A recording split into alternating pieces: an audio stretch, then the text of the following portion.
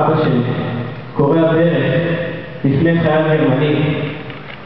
בכיתי, כי דמיינתי את אחי הקטן, מבולבל, אבוד בין כל האנשים בקהל, קהל שדינו מוות, והוא עומד לבדו, נמוך, עם משקפיים, איננו מבין, אולי איננו יודע בכלל.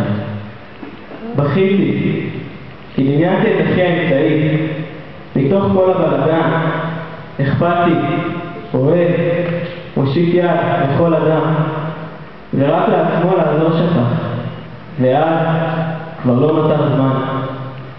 בכיתי, כי דמיינתי את אמא שגוננה, חיבקה ושמרה מכל משמע, נאבקת, שלא ייקחו אותה, שלא ייקחו את בנה. מאבק שסופו כבר נחתם, ולמרות זאת, אמא לא נכנעה. לא, אמא לא תיכנע אף פעם. ואז דמיינתי אותי לפני הסוף, זקוק, גאה, ולא הרגשתי לה, גם לא הרגשתי טוב. חשתי הזדהות עם החי, שחלקו יחדיו את אותו הגורל.